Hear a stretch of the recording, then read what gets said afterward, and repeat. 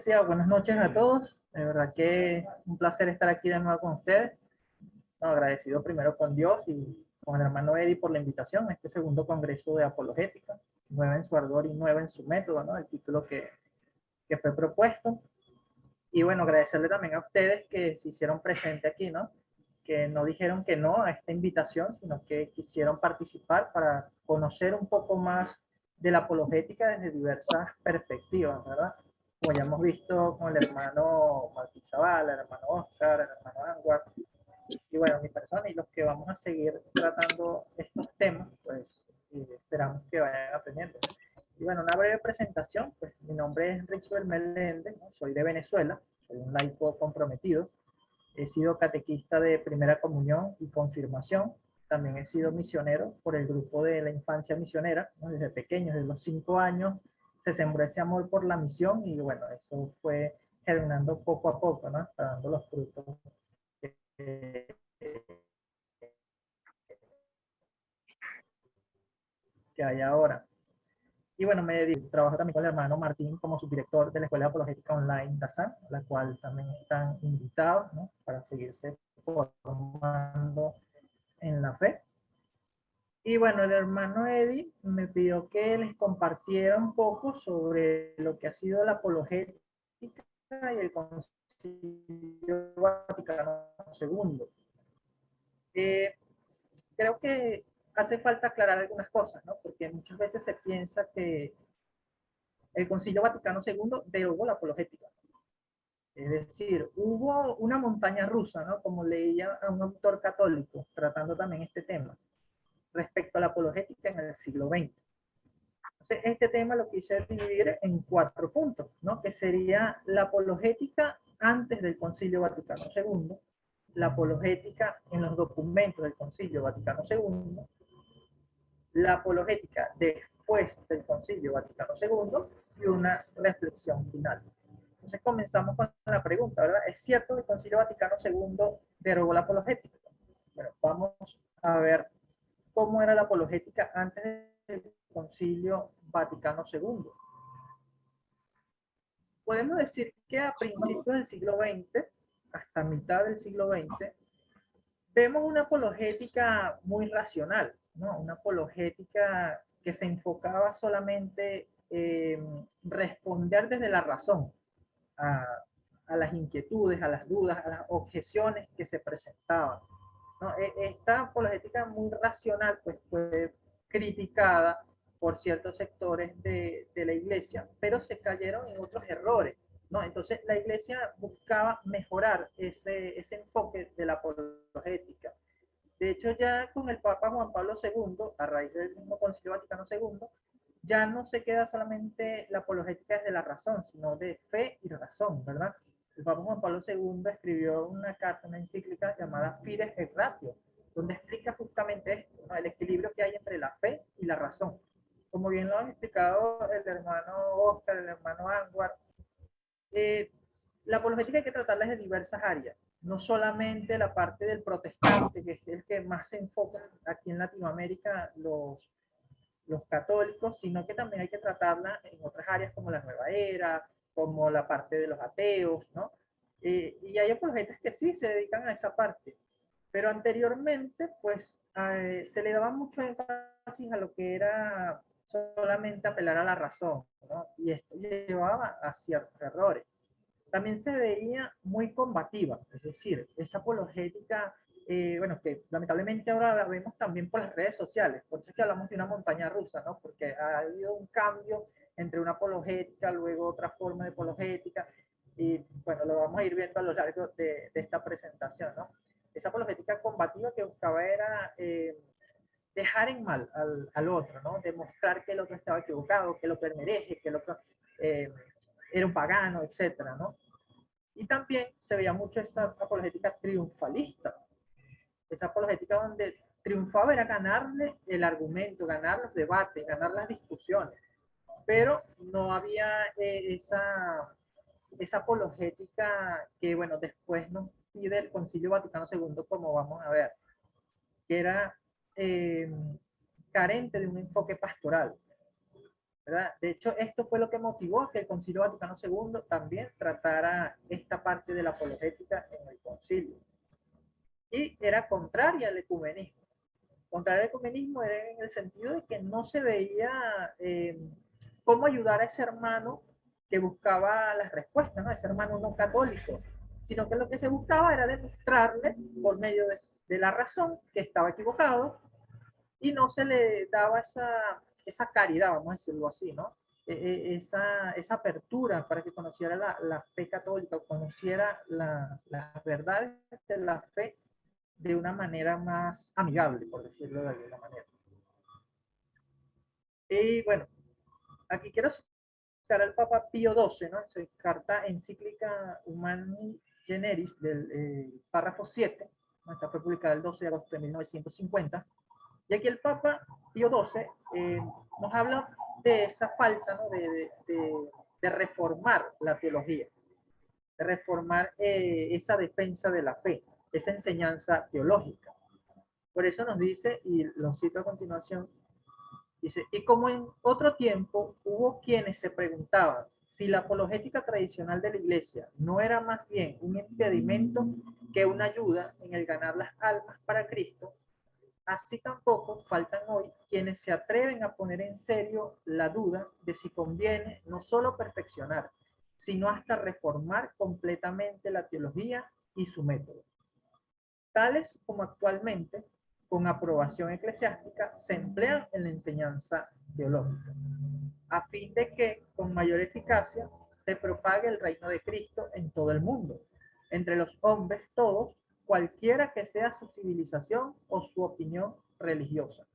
O sea, aquí el Papa Pío XII nos habla de esa necesidad de reformar la teología, reformar la apologética, reformar la enseñanza, ¿no? Buscar enseñarla, pero no de un modo, digamos, combativo, triunfalista, ¿no?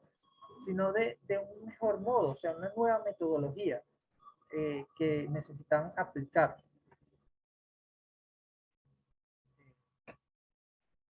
Ok, ahora veamos lo que fue la apologética en los documentos del Concilio Vaticano II. Porque muchas personas piensan que no, que en el Concilio Vaticano II se habló solamente de ecumenismo, o sea, de buscar otra vez la unidad con los hermanos separados, con los cristianos de otras denominaciones. Y no, o sea, la apologética también se vio en los documentos del Concilio Vaticano II, pero claro, de una manera diferente a como se veía antes. Pero para eso primero vamos a ver qué fue el Concilio Vaticano II. Bueno, fue el gran acontecimiento de nuestra era moderna en el ámbito de la Iglesia. Fue convocado por el Papa Juan XXIII en 1962 y seguido y clausurado por el Papa Pablo VI en 1965. Se pretendió que fuera una especie de ayornamiento, es decir, una puesta al día de la Iglesia, renovando en sí misma los elementos que necesitaran de ello y revisando el fondo y la forma de todas sus actividades. Se propuso actualizar la vida de la Iglesia sin definir ningún dogma. Trató de la Iglesia, la revelación, la liturgia, la libertad religiosa, etc. Recordó el concilio la llamada universal a la santidad. O sea, fue una renovación completa de lo que era la Iglesia. El Concilio Vaticano II, por eso es que se llama un concilio reformador, ¿no? Un concilio pastoral, porque cambió muchas cosas dentro de la Iglesia, claro, para mejor, ¿no?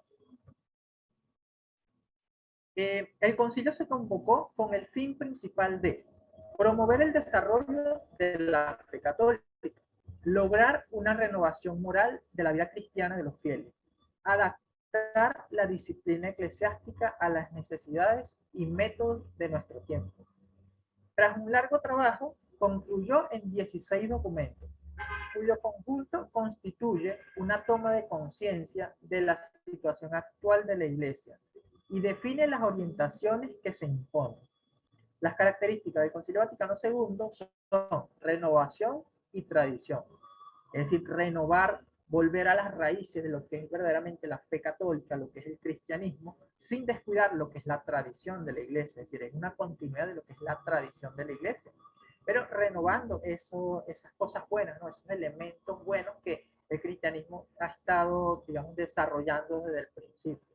Por eso se dice que uno de los fines principales era promover el desarrollo de la fe católica y lograr una renovación moral de la vida cristiana de los fieles y asimismo adaptar la disciplina eclesiástica a las necesidades y métodos de nuestro tiempo. Y aquí es donde entra lo que sería la apologética.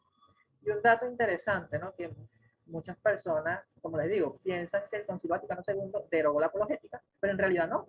Y algo que quiero compartirles es que el Papa que convocó el Concilio Vaticano II, es decir, Juan XXIII, tiempo antes de ser elegido sumo pontífice de la Iglesia Católica, en 1906, fue nombrado por su obispo, Monseñor Giacomo María Radini Tedeschi, como secretario suyo, capellán de los jóvenes, director espiritual, y en lo que concierne a sus años como docente en el seminario de Bérgamo, fue profesor de historia de la Iglesia, apologética y patrología, en los difíciles años de la encíclica Pascendi de Pío X.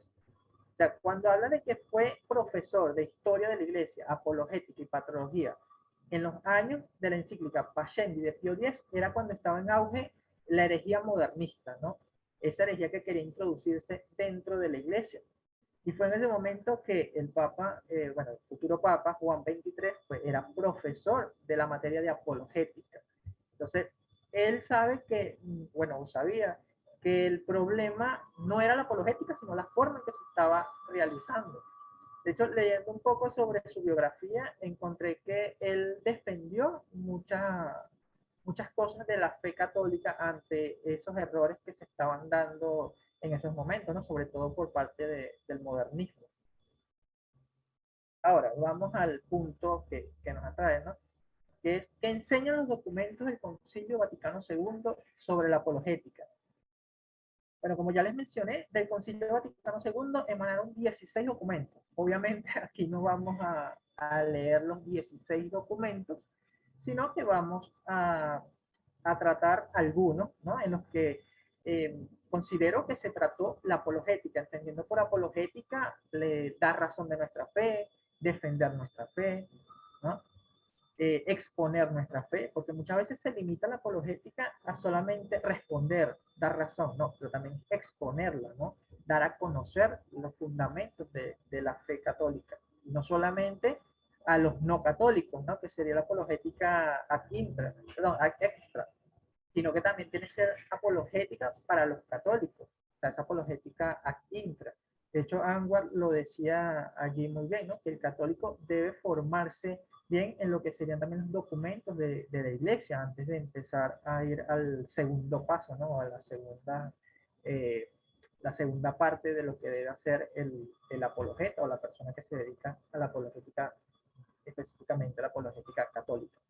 Bueno, en la Constitución Dogmática Dei Verbum, en el párrafo 24, esta Constitución trató sobre la divina revelación, ¿no? O sea, lo que Dios reveló y que, bueno, quedó plasmado en la Escritura y fue transmitido de forma oral y escrita, ¿no? Por eso encontramos la revelación divina en las dos fuentes, que es la Biblia y la tradición, la Sagrada Escritura y la tradición.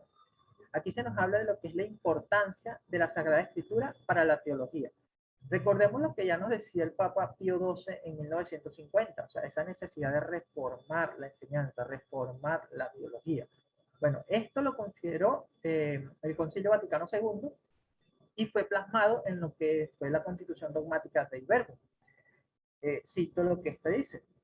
Dice, la Sagrada Teología se apoya como en cimientos perpetuos en la palabra escrita de Dios, al mismo tiempo que en la Sagrada Tradición, y con ella se robustece firmemente y se rejuvenece de continuo, investigando a la luz de la fe toda la verdad contenida en el misterio de Cristo. Las Sagradas Escrituras contienen la palabra de Dios y por ser inspiradas son en verdad la palabra de Dios. Por consiguiente, el estudio de la Sagrada Escritura ha de ser como el alma de la Sagrada Teología.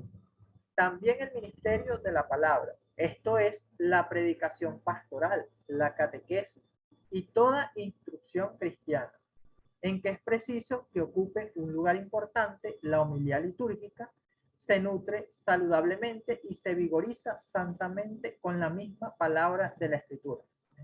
En otras palabras, ¿qué nos está diciendo la Constitución Dogmática de Verbum o el Concilio Vaticano II?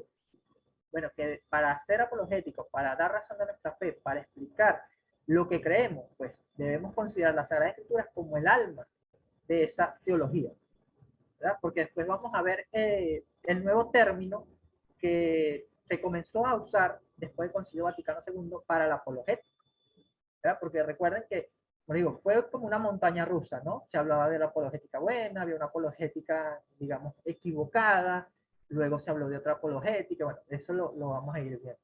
Como ven, a principios del siglo XX, muchos realizaban una apologética con ciertos errores, ¿no? Con ciertas,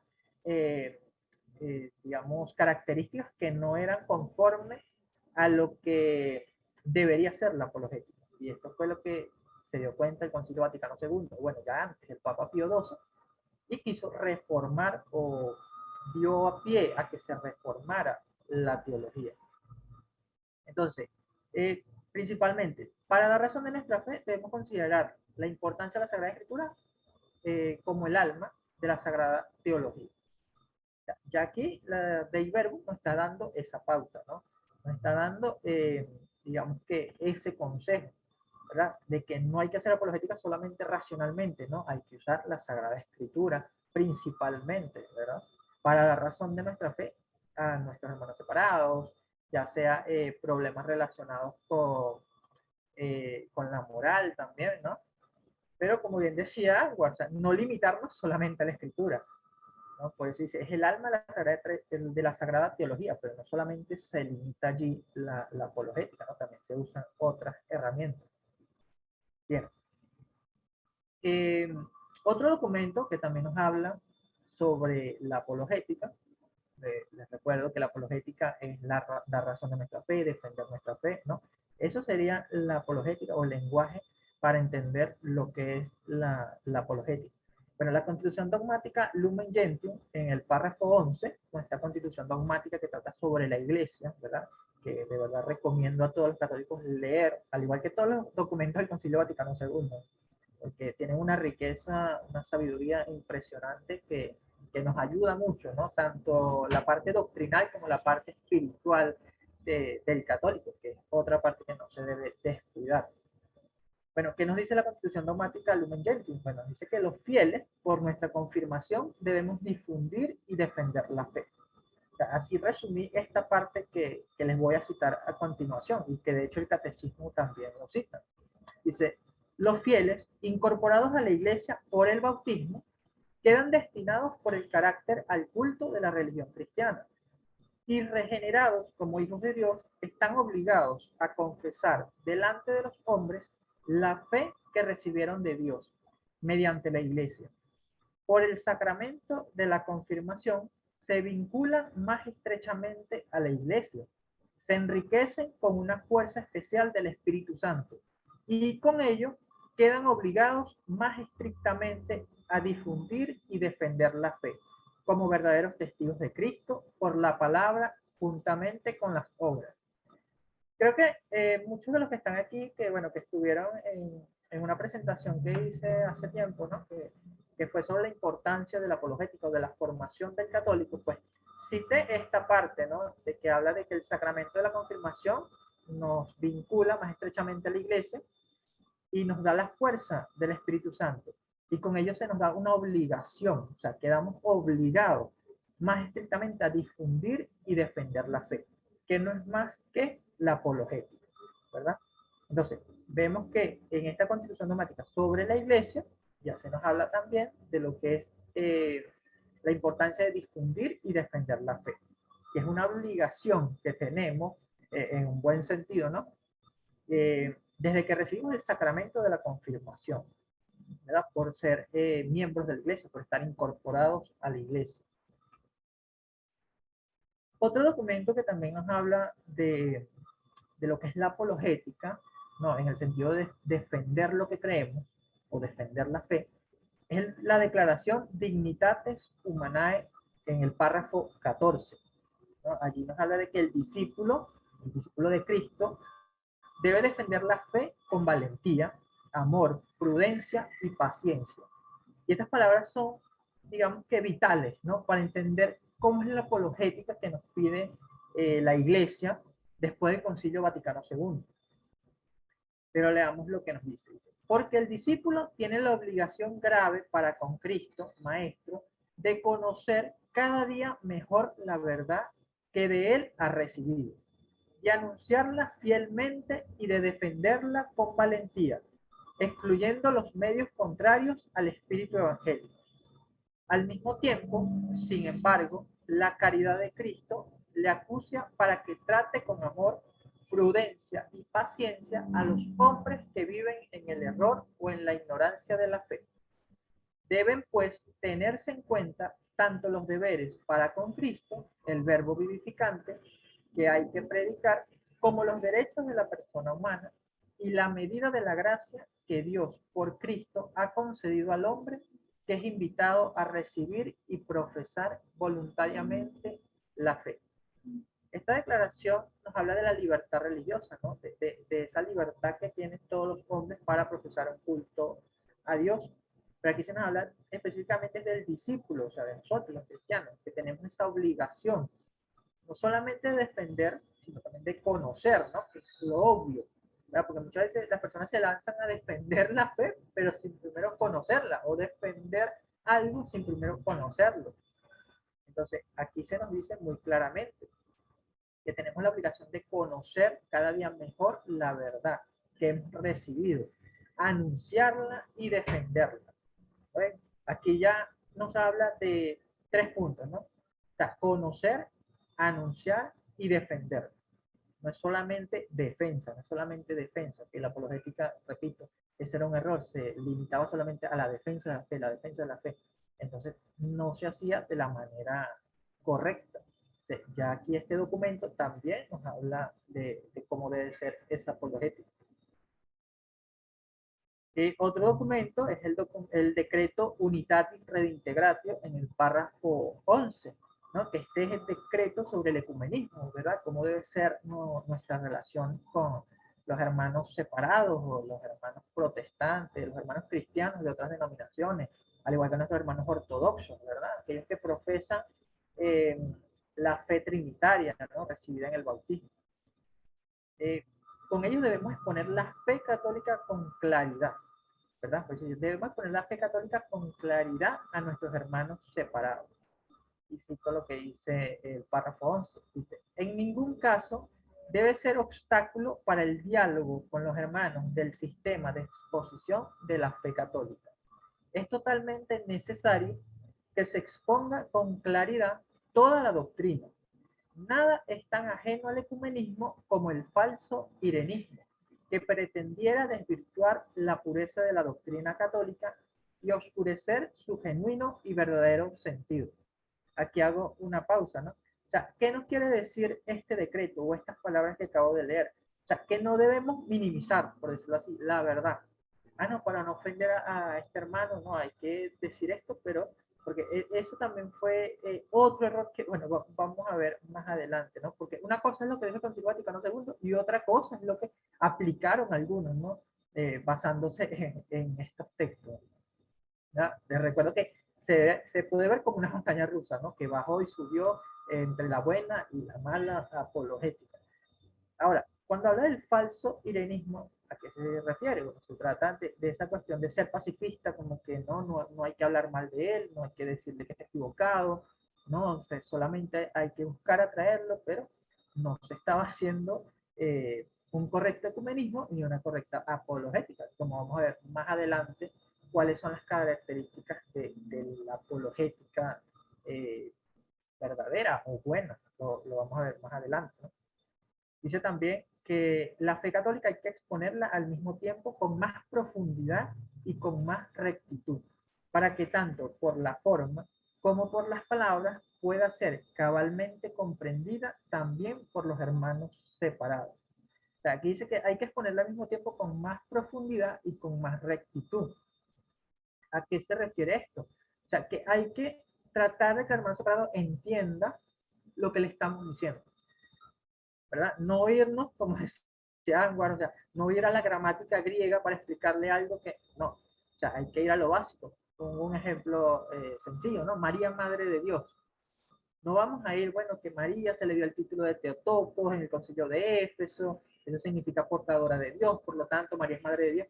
¿no? O sea, ¿por qué ir tan allá? O sea, por qué ir tan, digamos, tan profundo, pero que no se comprende, ¿no? Porque aquí nos habla de que debe ser con profundidad, pero con rectitud, o sea, que pueda ser cabalmente comprendida. O sea, una forma sencilla de explicar que María es madre de Dios, pues es con un silogismo que es válido, ¿no?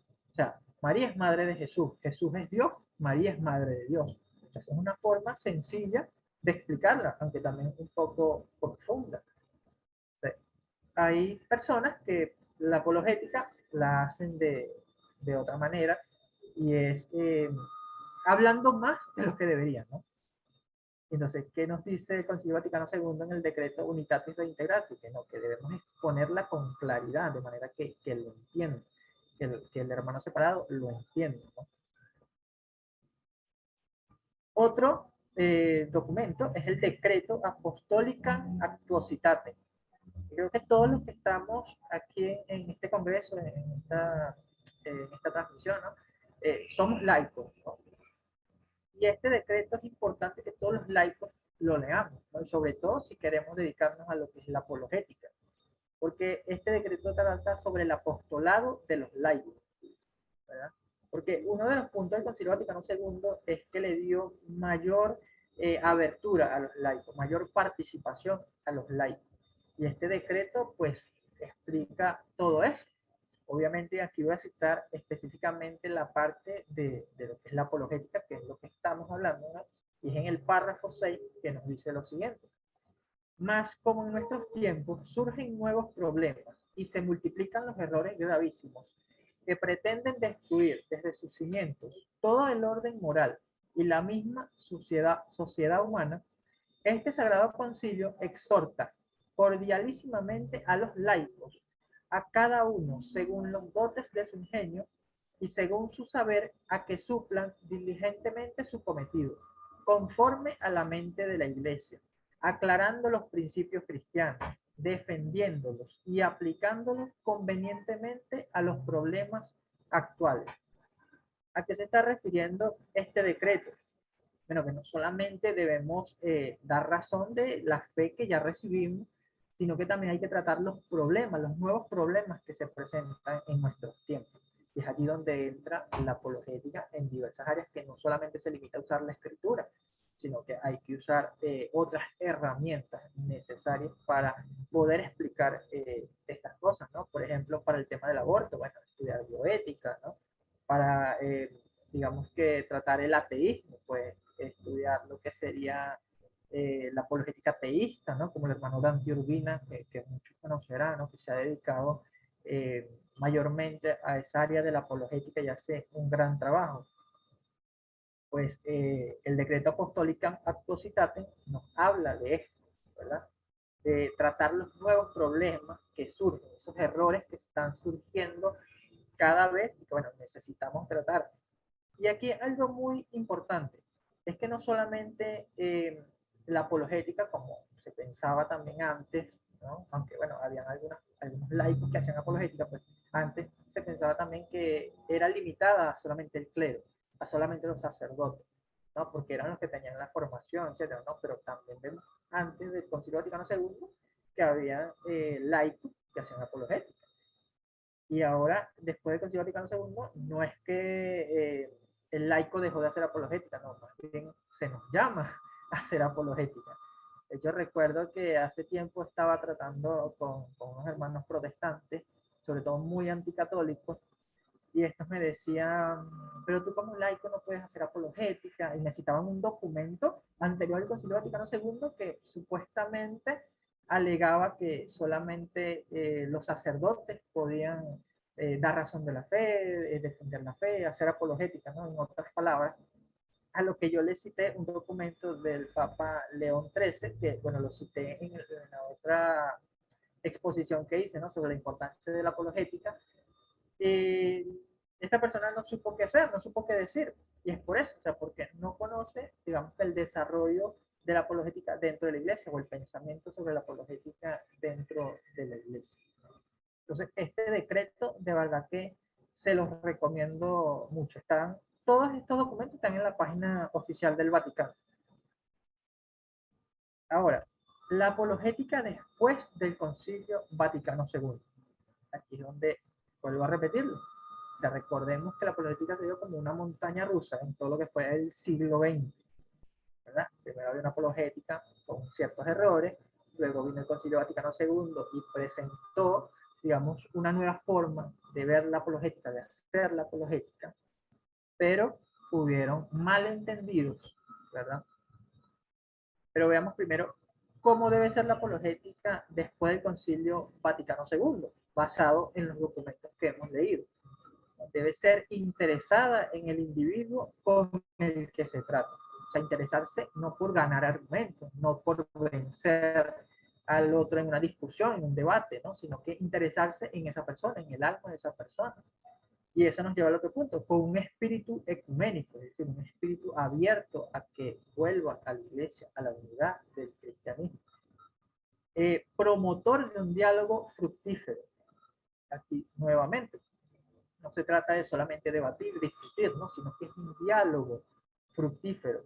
Cuando dice fructífero, obviamente se refiere a que dé fruto, o sea, que ese diálogo no se quede solamente a te gané esa discusión, te gané ese debate, te demostré que se da razón de mi fe, ¿no? O sea, tú tienes que atraer a esa persona. O sea, tú buscas, digamos, sembrar esa semilla en la persona, dando razón de tu fe, como dicen los documentos, ¿no? Con profundidad, con claridad, para que esa persona considere, ¿no? Nuevamente lo que es la fe católica. Rechazo a la polémica negativa de la antigua apologética. O sea, esto fue un punto también del Concilio Vaticano II, o sea, rechazó esa polémica negativa que había antes, con esa apologética que se realizaba antiguamente. Cuando hablo antiguamente, me refiero a esa parte del principio del siglo XX, ¿no?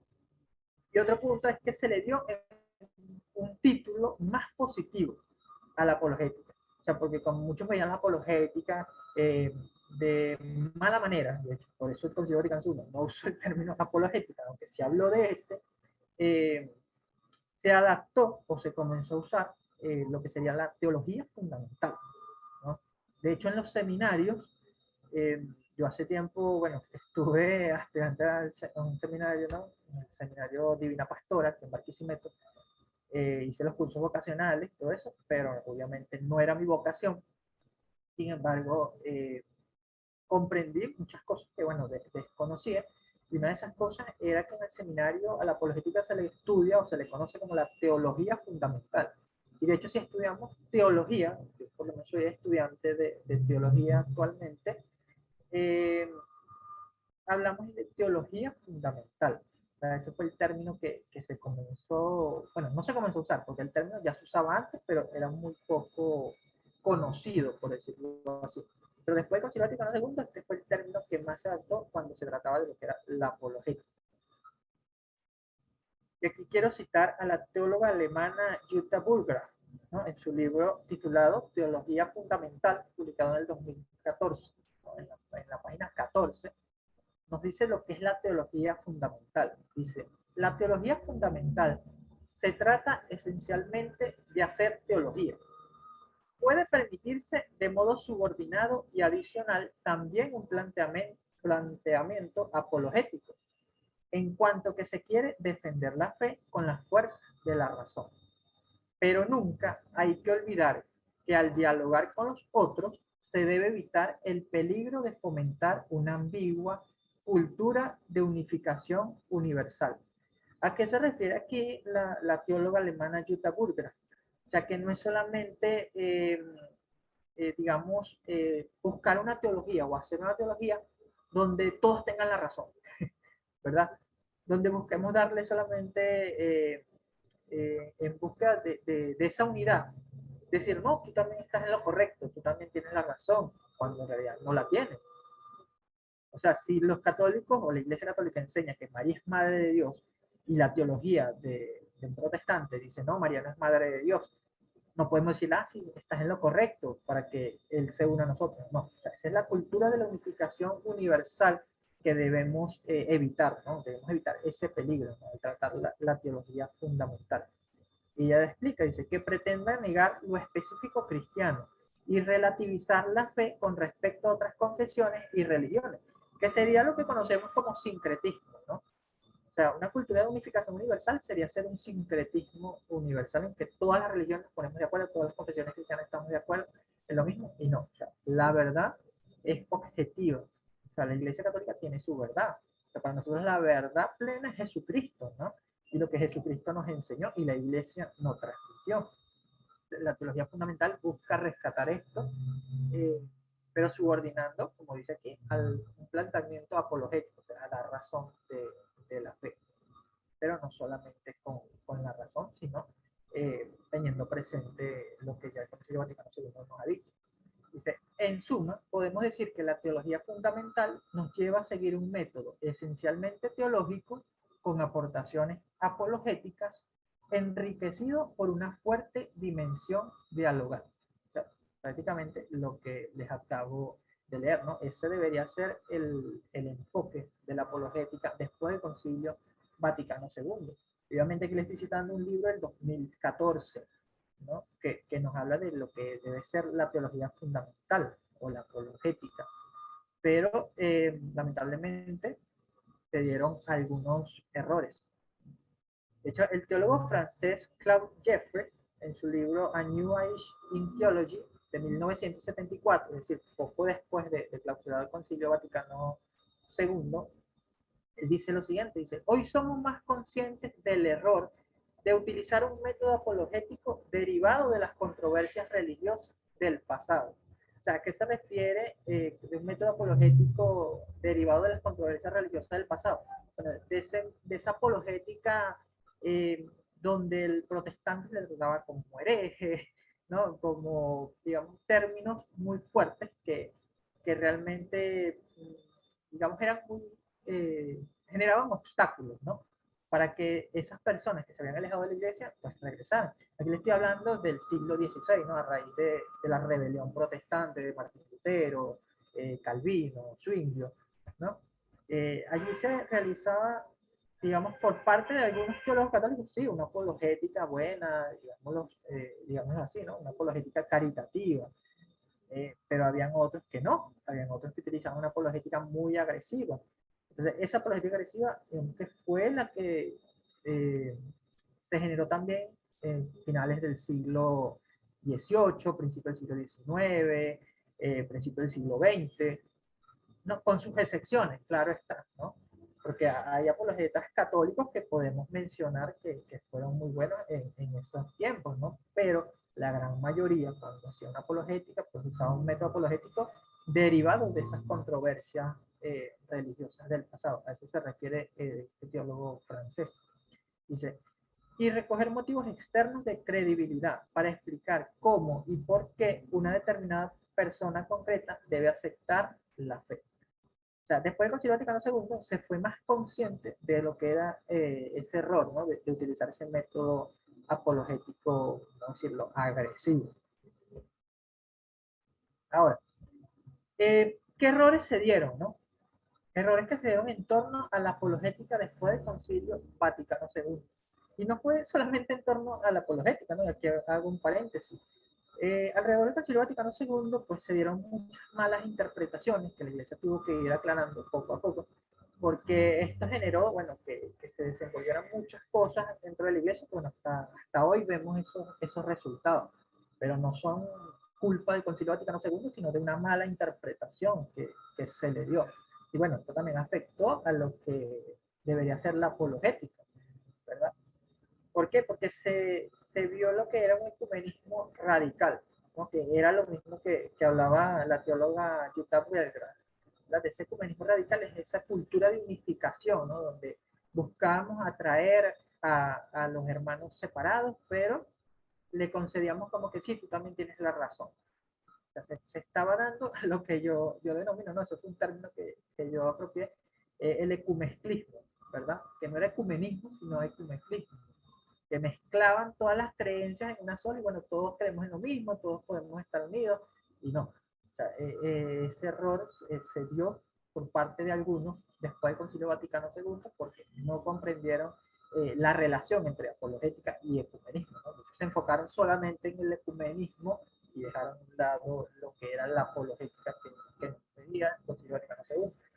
Por eso dice, los teólogos se enfocaron en un enfoque intrínseco de la conversión de las almas. O sea, cuando habla de enfoque intrínseco es justamente eso. O sea, buscaban convertir a las almas, pero a costa de, digamos, minimizar la verdad u omitir verdades para no ofender al otro. Y estos errores, pues, obviamente tenían que ser corregidos, ¿verdad? Y eso lo vamos a ver más adelante. Dice, se ofreció la teología fundamental como una opción entre muchas, ¿no? Entre muchas formas de teología se ofreció la teología fundamental, siendo que esta, o sea, como decía Anwar, o sea, la apologética tiene que estar en todo, ¿verdad? La apologética tiene que estar en todo porque es llanamente dar razón de nuestra fe. Pero no, o sea, la teología fundamental se vio como una opción entre muchas. Es decir, algunos aplicaban la teología fundamental, otros no. Otros aplicaban solamente el ecumenismo, por decirlo así. Y eso obviamente dio serios errores. El enfoque de la defensa de la fe pasó de confrontar los errores a solo presentar posiciones y proposiciones. Es decir, ok, se buscaba no digamos, insultar o ser agresivo con los hermanos separados o con las personas con las que se hacía apologética, pero solamente se quedaba en el hecho de que, bueno, ok, presenta lo que tú crees, yo presento lo que creo y ya. O sea, no había esa respuesta, no había, eh, digamos, esa razón de nuestra fe, ¿no? La apologética, esa defensa de la fe, pues, no había, porque ya no se confrontaban los errores, sino que solamente se presentaban posiciones y proposiciones. El enfoque de la apologética era mansedumbre sin defensa. O sea, era justamente eso. O sea, era solamente, ok, bueno, dime qué crees tú, yo te digo lo que yo creo y ya. Pero no te voy a dar razón de mi fe porque no quiero ofenderte, por decirlo así, ¿no? Muchos vieron la apologética de esa manera y bueno, fueron errores que se dieron después del Concilio Vaticano II y la Iglesia, es decir, los papas, se dieron cuenta de que no, la apologética no es así. El Concilio Vaticano II enseñó otra cosa respecto a cómo debe ser la apologética. De hecho, el teólogo alemán Heinrich Frisch, en su libro The Development of Fundamental Theology, en la página 58, digamos que menciona un poco lo que fue esto. Dice, los teólogos ya no pueden abordar cuestiones fundamentales apologéticamente, considerándolas como error, apostasía o pecaminosidad. Hoy la principal preocupación es no rebatir el error, es crear una base para la discusión, abrir puertas, escuchar y hacer preguntas y buscar respuestas a estas preguntas, ¿verdad? Esto lo observaba este teólogo alemán justamente porque veía estos errores que se estaban dando, ¿no? Que los teólogos ya no podían abordar cuestiones fundamentales apologéticamente, es decir, dando razón de su fe. O sea, ya no podían considerar el error, lo que era la apostasía o la pecaminosidad, por no querer ofender al otro, ¿no? A la otra persona. El cardenal William Levada, en un documento que también les recomiendo, que está en la página del Vaticano, titulado La urgencia de una nueva apologética para la Iglesia en el siglo XXI, pues nos da digamos que nos pone en contexto, ¿no? de lo que pasó, de por qué sucedió esto. Dice, si la apologética fue criticada y abandonada en gran medida a raíz del Concilio Vaticano II por ser demasiado defensiva o demasiado agresiva, es quizá porque la advertencia, proceder con cortesía y respeto, citando 1 de Pedro 3:15, mansedumbre y reverencia, había sido ignorada con demasiada frecuencia. Aquí nos está hablando de ese contexto anterior al Concilio Vaticano II, posterior al Concilio Vaticano II. O sea, de por qué se criticó la apologética en el Concilio Vaticano II, que no se usó el término, porque era demasiado defensiva o demasiado agresiva. Es decir, no había esa caridad, esa virtud, esa cortesía, ese respeto hacia los demás. Pero eso desencadenó, pues, otro error, ¿verdad? ¿Y a qué se debió eso? Bueno, que antes había sido ignorada con demasiada frecuencia. Entonces se fue al otro extremo. Antes que era demasiado defensivo, demasiado agresivo, y luego fue que empezaron a hacerlo con mucha mansedumbre, con mucha reverencia, porque esto es lo que había sido ignorado durante muchos años. Esto dio pie a que se diera la necesidad de una nueva apologética, ¿verdad? O sea, un verdadero sentido de la apologética, o sea, de lo que habló el Concilio Vaticano II, que evitó usar el término apologética justamente por ese enfoque negativo que ya había, pero sí habló sobre esto, como lo acabamos de ver. Entonces, la necesidad de una nueva apologética. ¿De qué se trata esto? Bueno, de darle el verdadero lugar de la apologética en la iglesia. Un equilibrio entre mansedumbre y Mira la defensa. ropa sucia. ¿A dónde? Ana Estrella tiene el micrófono activado.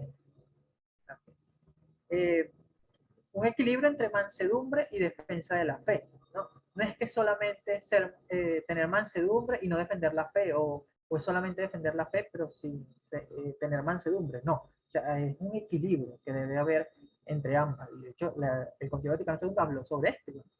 La necesidad de una nueva apologética, pues volvió a reafirmar esto.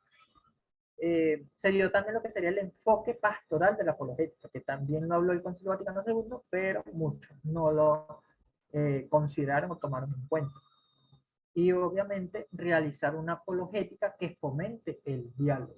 No es apologética confrontativa solamente, sino una apologética que fomente el diálogo. De hecho, yo soy partidario que es mejor dialogar a debatir, ¿no? De hecho, últimamente he hecho videos en mi muro de Facebook, ¿no? Dialogando sobre temas de apologética, y muchos me han dicho, pero vamos a debatir, y yo prefiero un diálogo, ¿no? Porque mayormente las personas cuando ven un debate, pues ya lo ven un toque agresivo, ¿no? No todos, obviamente, pero sí la gran mayoría. Entonces hay como que primero fomentar el diálogo antes que el debate en sí. También se habló de que no sea triunfalista, sino que exprese un profético anuncio de la verdad. Ahora, Eh, ¿cuáles serían las características de esta nueva apologética? Bueno, aquí voy a citarle diversos documentos posteriores al Concilio Vaticano II, que podemos decir frutos del Concilio Vaticano II, entre ellos documentos de la Iglesia, libros de apologetas católicos, ¿no? De hecho, estas características pues, son tomadas de un libro de un apologeta católico que ustedes conocen, que es el hermano Martín Zaval. No, al final les voy a decir el nombre del libro para los que quieran adquirirlo. ¿Cuáles serían estas características? Bueno, que surge de la vivencia del sacramento de la confirmación, por el cual somos enriquecidos con el Espíritu Santo para ser testigos de Cristo y extender y defender la fe con obras y palabras. Esto es lo que le decía, de lo que nos hablaba la Lumen Gentium, ¿no? Y el Catecismo de la Iglesia, pues lo cita en el numeral 1285. Otra característica sería que sea un elemento integrante de la evangelización, es decir, que la apologética no sea parte de la evangelización, sino que sea un elemento que se integre en la evangelización. Y esto lo recuerda el Papa Juan Pablo II en la Catequesis Tradendae número 18. También nos dice que no sea un monólogo, sino al contrario, pues establezca las bases para un sano diálogo. Y esto nos recuerda pues un reconocido apologeta católico que también le debemos mucho, sobre todo en Latinoamérica, que es el padre Flaviano Amatuli, en su libro La Iglesia y las sectas, Pesadilla o Reto, que también afrontó, digamos, ese problema de una mala apologética y bueno, la necesidad de una nueva apologética basándose en lo que el Concilio Vaticano II enseñó y los papas pues también enseñaron. Otra característica sería que al mismo tiempo que fortalece la identidad del católico, está abierta a los valores y elementos de santidad existentes fuera del ámbito eclesial visible. Y aquí nos cita el decreto Unitatis Redintegratio número 3, ¿verdad? Y aquí es algo también muy importante, ¿no? Que antes se olvidaba mucho esto, ¿no? O sea, que entre los hermanos separados hay elementos de santidad, o sea, existen elementos de santidad, no es que solamente los santos somos los católicos, ¿no? O sea, hay elementos de santidad, elementos buenos fuera del ámbito eclesial visible, es decir, fuera de la iglesia hay elementos buenos y debemos reconocerlos también, porque eso ayudaría también a que podamos fomentar una buena apologética y no tan agresiva, porque si vemos que en la otra persona también hay elementos buenos, pues no vamos a verlo solamente como que esa persona está en el error, esa persona está equivocada, esa persona... No, o sea, hay que verlo también en ese sentido. Que no está ni contra las sectas ni con ellas, más bien busca instruir con serenidad sobre las características y diferencias de las diversas sectas y sobre la respuesta a las injustas acusaciones contra la Iglesia. Y esto lo cita el documento de Santo Domingo, publicado por la Conferencia Episcopal Latinoamericana, el número 146. Esta apologética no debe estar ni contra las sectas ni con ellas, sino que busca instruir con serenidad sobre las características y diferencias de las diversas sectas, es decir, formar también de lo que son esas sectas, ¿no? Y las respuestas que debemos darle a ellos.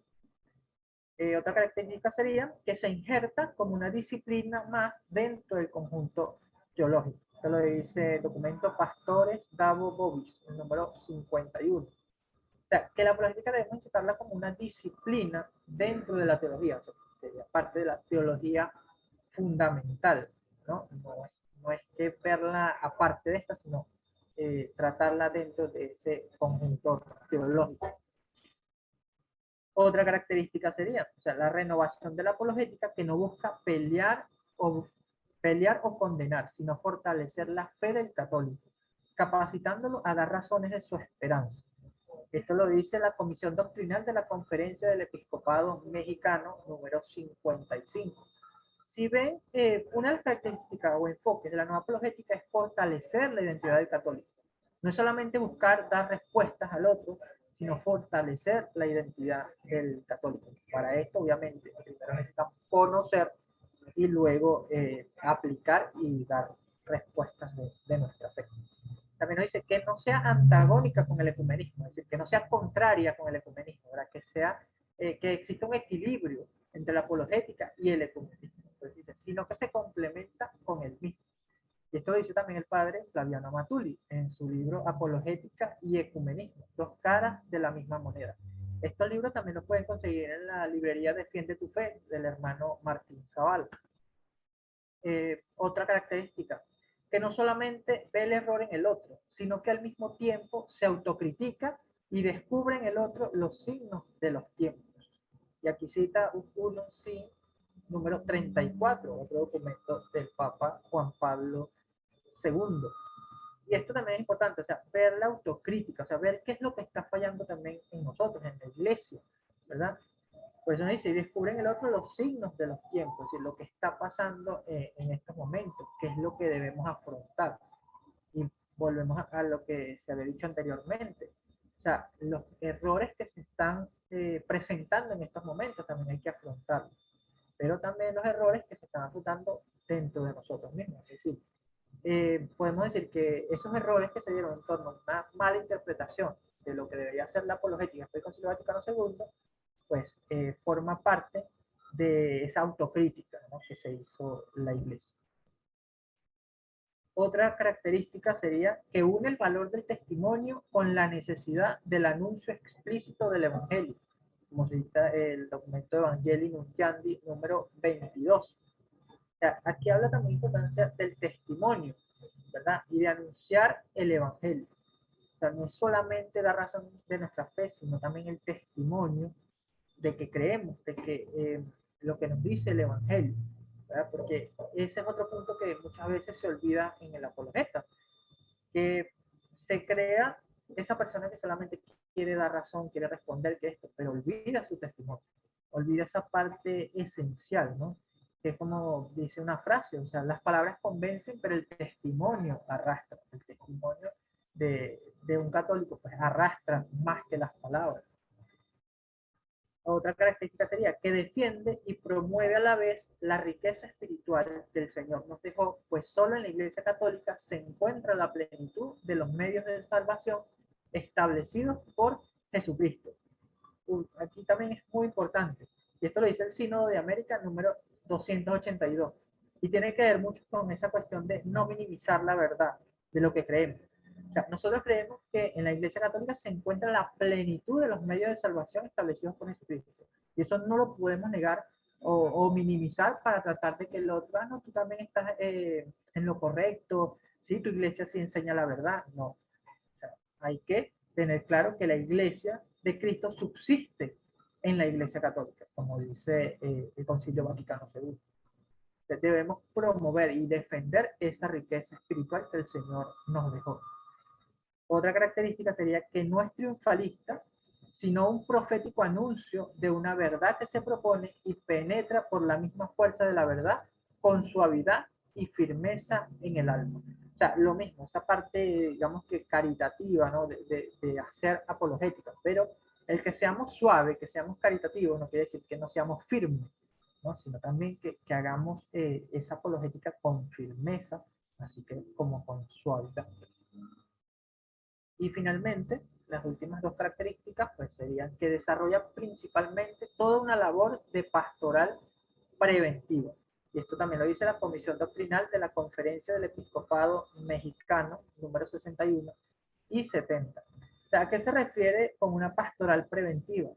Bueno, que hay que formar al católico para que justamente no se vaya de la iglesia. O sea, aquí entra también lo que es la apologética. Por eso les decía, la apologética no solamente da razón de nuestra fe, sino que también es formar al católico, dar a conocer la fe al católico. Luego dice la última, que se complementa con el ecumenismo, pues entre ambas líneas de pastoral no hay oposición, sino complementariedad. El ecumenismo busca restablecer la unidad con los que ya se apartaron, unitatis reintegratus, y la apologética busca preservar la unidad de los que todavía están en la iglesia. Exactamente lo que les acabo de decir. O sea, hay que tener en equilibrio lo que es el ecumenismo y la apologética.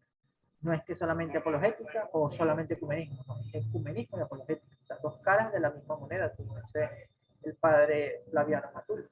Y bueno, todas estas características y bueno, mucho más lo encuentra en el libro del hermano Martín Zavala, Una nueva apologética, para enfrentar el problema de la secta.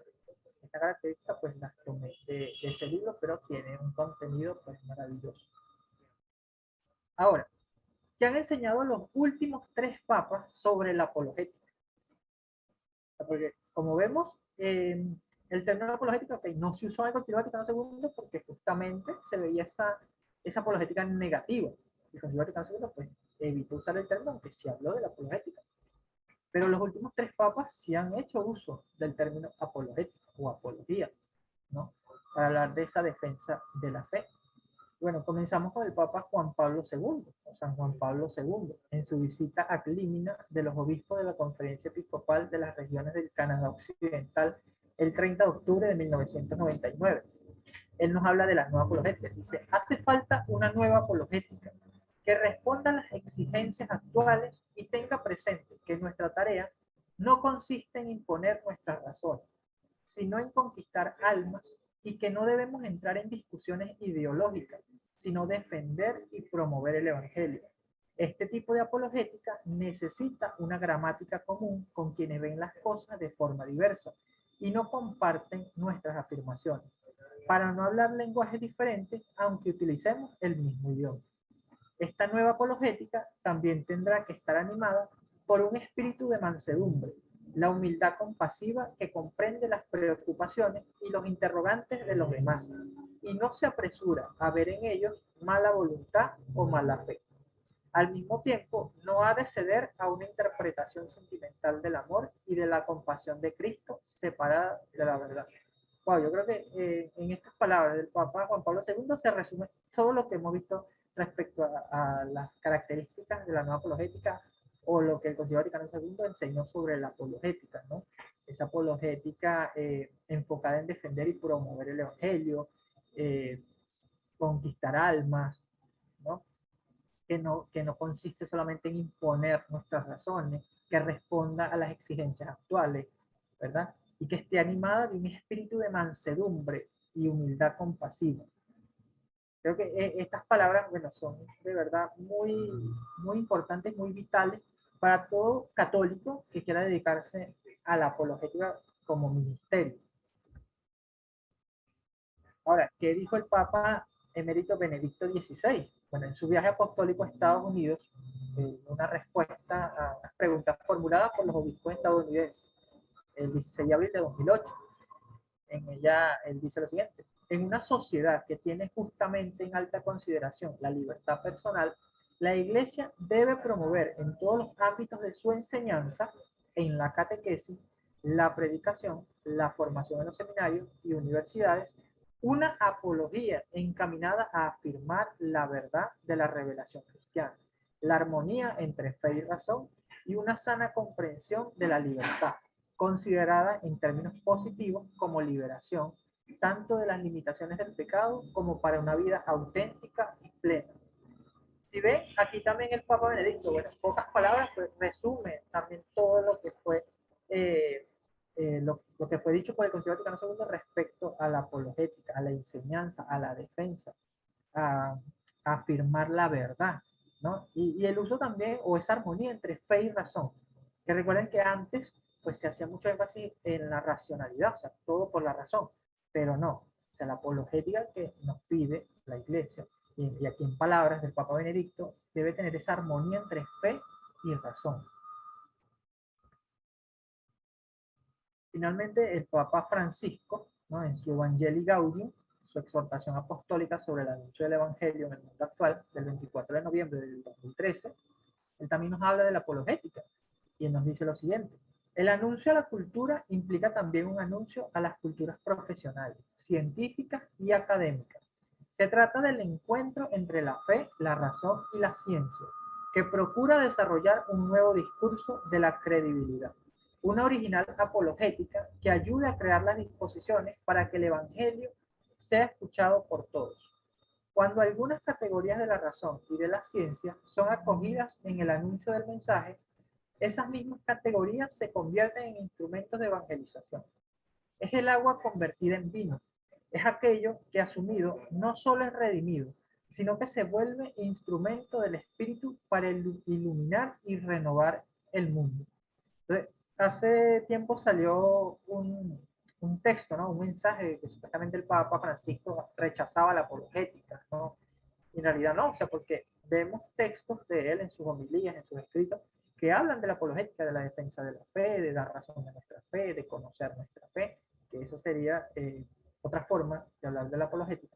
Pero aquí explícitamente él usa la palabra apologética y nos habla de una original apologética. ¿A qué se refiere? Bueno, una original apologética es aquella que siga lo que el Concilio Vaticano II enseñó, porque recordemos que el Papa Juan Pablo II, Benedicto XVI y Francisco, pues lo que enseñan es lo que el Concilio Vaticano II formuló o estableció.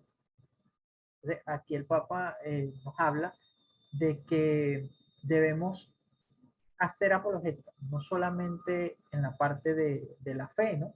Sino también en lo que sería el área de las ciencias, las áreas científicas y académicas, ¿verdad? Por eso aquí habla del anuncio a la cultura, implica también un anuncio a las culturas profesionales, científicas y académicas. Y aquí nos habla de cómo debe ser, o sea, debe ser un encuentro entre la fe, la razón y la ciencia, que nuevamente es lo que decía Anguas, o sea, que no solamente nos quedemos con la apologética y solo Biblia, no, o sea, tenemos también que tratar la apologética desde distintas áreas. Ahora, una reflexión final. Y aquí quiero citar nuevamente al cardenal William Levada en el documento ya mencionado de la urgencia de una nueva apologética para la Iglesia en el siglo XXI, publicado el 19 de abril de 2010. Aquí prácticamente nos habla de esa necesidad de esa nueva apologética, ¿no? De esa nueva teología. Dice, la apologética tiene un doble lugar en la teología. Encuentra su lugar en la teología fundamental, donde los preambuli fidei contribuyen a los fundamentos de la investigación teológica, y en la teología pastoral, donde la teología es inculturada. Para usar un término popular, Chino, ayúdeme, saque leche. En la predicación, la catequesis y la evangelización. En ambas áreas, la apologética casi ha desaparecido, pero su necesidad es perenne, como lo muestra una mirada a la historia del pensamiento cristiano.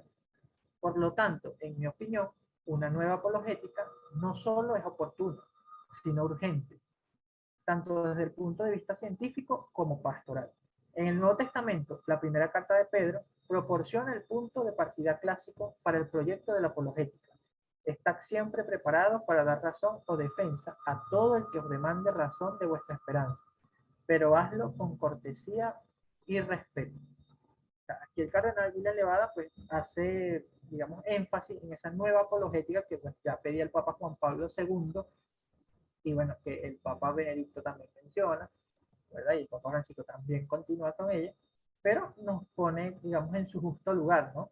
Que la apologética tiene un doble lugar, tanto en la teología fundamental como en la teología pastoral. O sea, es ese enfoque pastoral del que hablaba el Concilio Vaticano II. Bien, quiero dejarles unas preguntas para reflexionar, ¿no? Pueden anotarlas o, bueno, no sé si quieren comentarlas al finalizar esta presentación. Dice, dado lo presentado, ¿es correcto decir que el Concilio Vaticano II derogó la apologética y su práctica? ¿Cómo podemos ayudar a fomentar la nueva apologética que nos pide el Concilio Vaticano II y los 3 últimos papas? ¿Estamos cumpliendo nuestro deber como laicos de extender y defender la fe con obras y palabras, como nos recuerda el Catecismo de la Iglesia, numeral 1285? Estas preguntas son para que todos las reflexionemos, ¿verdad? Porque nos habla de esa importancia de la apologética y bueno, si en verdad se derogó después del Concilio Vaticano II, pues ya cada uno tendrá sus conclusiones. Bueno, muchas gracias por su atención y que Dios les bendiga. Crisbel, hermano, Gracias. a vos las Gracias, gracias. Crisbel. Gracias. Gracias. Muchas gracias. Gracias, gracias. Buenas noches. Muchas gracias. Buenas noches. Muy bien, hermanos. Recordarles 3 cositas antes de que nos retiremos y hacer la oración final. El día de mañana vamos a tener 3 expositores, ¿verdad? Arrancamos a las 10 de la mañana para terminar a la 1 de la tarde. Entonces, les agradecemos a todos, pues, vernos el día de mañana. Póngannos en sus oraciones. Bendito Dios que estas conferencias les estén sirviendo de muchísimo enriquecimiento, porque la verdad es que es necesario conocer todos estos aspectos, ponerlos en práctica. La vivencia y todo lo que se nos viene es importantísimo. Entonces, si hay alguna pregunta de alguno de los compañeros, importante en este momento, aprovechemos, Risbel, para que podamos contestar un par de preguntas. Si alguien tiene alguna pregunta o duda.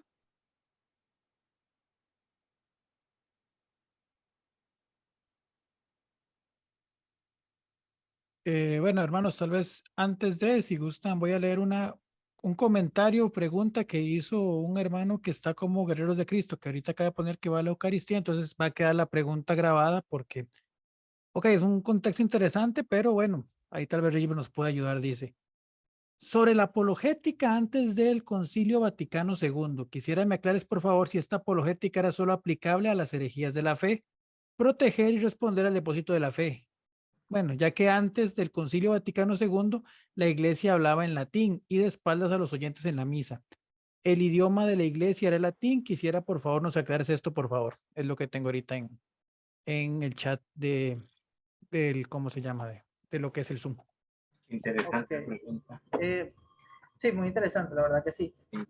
Pero como les mencioné, o sea, en la apologética en el siglo XX fue como una montaña rusa, ¿no? O sea, había parte de una buena apologética que se hacía, otros hacían una mala apologética, pero habían sus excepciones, ¿no? Habían personas que sí hacían una buena apologética. Por ejemplo, tenemos que a finales del siglo XIX, pues está Gilbert K. Chesterton, ¿no? Está también C.S. Lewis, ¿verdad? J.R. Tolkien. O sea, habían apologetas que defendían la fe racionalmente, pero no, digamos que no solamente se limitaban a defender la fe, sino que también defendían otras partes, otros principios cristianos. Por ejemplo, C.S. Lewis no era católico, obviamente no defendía la fe católica, pero defendía, vamos a decir, la existencia de Dios, el problema del mal, etcétera, ¿no? Que digamos que por eso también se da mucho énfasis al racionalismo, ¿no? A esa filosofía racionalista. Ahora, con lo siguiente de si se hablaba en latín, no entiendo muy bien la pregunta. Creo que el contexto principalmente Richbel era, digamos, bueno, creo que al final ahí no hubo como una interpretación porque lo que dice es que se hablaba en latín, pues claramente latín se hablaba en las primeras épocas de la iglesia dentro del dominio romano. No sé si también va sobre el tema del idioma oficial de la iglesia, que es el latín, que hasta la fecha eso no ha cambiado. Digamos, de hecho los documentos de iglesia se siguen pues dando sus títulos en latín y de hecho se escriben muchos en latín. Ahora, con el boom del Concilio Vaticano II, pues, boom por decirlo de alguna manera, se aplica más el tema de la lengua vernácula, principalmente en la liturgia, que tal vez creo que es el tema más controvertido de todos. Y bueno, vos has conversado bastante al respecto en tus redes, Sí, Richbert, sí. en esa parte, pero creo que más bien va por ese lado, o sea, digamos, y realmente no, o sea, no es un tema de que antes se hablaba, sino que de hecho el idioma de la iglesia sigue siendo el latín hasta la fecha. Ahora que se ha aperturado a temas, digamos, en liturgia y demás, traducciones a las lenguas vernáculas, pues es algo diferente. Creo que por ahí va el tema, Richbel, según lo que interpreto Sí. en la consulta. No, bueno, en realidad la iglesia, aunque claro, como bien dice, su lengua oficial es el latín, no se limitaba solamente al latín, es decir, para las conferencias de distintos países, pues se enviaba también en su idioma, en su lengua. Esto, por lo menos cuando se publicaba alguna encíclica, pues claro, tardaba en llegar porque no está la tecnología de ahora, no eran cartas, era por barco, por avión, bueno, por avión ya un poco después, pero eh, sí llegaba en lengua vernácula, no solamente en latín, solamente que su publicación oficial, obviamente, tenía que ser en la lengua de la iglesia, pero eso no afectaba en sí lo que era la apologética, porque digamos que la apologética se daba en distintos países, no solamente desde Roma, ¿no? Sino que por lo menos en Alemania, Inglaterra, Estados Unidos. De hecho, algo que me faltó mencionar fue que hubo un resurgir de la apologética, de esa nueva apologética, en Estados Unidos. Y de hecho, Estados Unidos fue el que trajo esa buena apologética a Latinoamérica. Vamos a decirlo así, porque en Latinoamérica también nos afectó esa mala interpretación del Concilio Vaticano II con respecto a la teología de la liberación, con respecto a ese que yo llamo ecumesclismo, de solamente hacer énfasis en el ecumenismo y olvidar la parte de la defensa de la fe, de la respuesta. Y en cambio en Estados Unidos, pues sí, ya a finales del siglo XX, se da ese resurgir de esa apologética, y bueno, con el Ministerio de Catholic Answer, que hasta ahora pues está dando su fruto, digamos que es el ministerio más grande a nivel internacional de apologética, con tremendos apologetas. De hecho, Anwar mencionó a Trent Hall como uno de los mejores, y pues estoy de acuerdo con él, y, y realmente es un ejemplo a seguir para muchos. De hecho, hace tiempo había comentado yo que sería bueno hacer aquí en Latinoamérica algo parecido, ¿no? a lo que es Catholic Answer, porque de verdad ayudaría mucho, ¿no? Pero que sea enfocado en esa parte de esa nueva apologética, no lamentablemente la apologética que vemos en las redes sociales, que por eso vemos esa montaña rusa, ¿no? Porque la iglesia volvió a enseñar una nueva apologética, un nuevo sentido, una nueva teología, y en las redes sociales vemos todo lo contrario. En las redes sociales vemos, como bien explicaba Anwar, o sea, esos memes, esas cuestiones de esa apologética agresiva, ofensiva, y no, para nada. No, eso no es la apologética que con el espíritu de la iglesia, ¿no? O sea, es una apologética individualista, vamos a decirlo así, o una apologética que busca darse a conocer a la persona, pero no dar a conocer a Dios, no dar a conocer a la iglesia. Y esa es la apologética que debemos evitar. De hecho, también hay otro comentario, Richbel, de Jenny Rivera, que anda por ahí el tema, dice que si no estoy, discúlpenme si no estoy en lo correcto, pero antes la misa era cristocéntrico, todos unidos al momento de levantar el cuerpo y la sangre de Cristo. En su momento la transubstanciación, bueno, ya es el tema del latín, que era la lengua universal, bueno, pues ahí creo que lo hemos abordado, que ha sido el idioma oficial de la iglesia durante tiempo. Ahí no sé si tendrás alguna matización sobre todo sobre el tema que habla de que la misa era cristocéntrica o es cristocéntrica, Bueno, pero creo que hasta la fecha eso no ha claro, cambiado. ahí sí entraríamos en otro tema porque bueno, es profundo, ¿no? La parte Claro. de la reforma litúrgica. No, pero la misa es cristocéntrica. O sea, la misa no cambia a Cristo de su centro, ¿no? O sea, porque cuando vamos a la misa, ¿cuál es el sacramento de nuestra fe? Ahí está la respuesta. O sea, este es el sacramento de nuestra fe, ya con eso se resume todo, más allá que existan católicos tradicionalistas, ultra tradicionalistas, que dicen, no, que la iglesia cambió esto, que la iglesia... No, o sea, la iglesia reformó la liturgia en su forma, pero no en su esencia. Su esencia cristocéntrica está presente.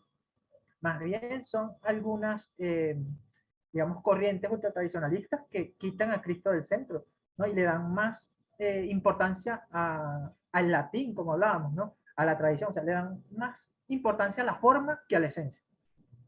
Y peor aún, hay otros que niegan la esencia de la misa. ¿Por qué? Porque no están de acuerdo con, vamos a usar términos, ¿no? Como el novus ordo, que es la misa ordinaria, ¿no? El rito ordinario romano, ¿no? Al que asistimos normalmente.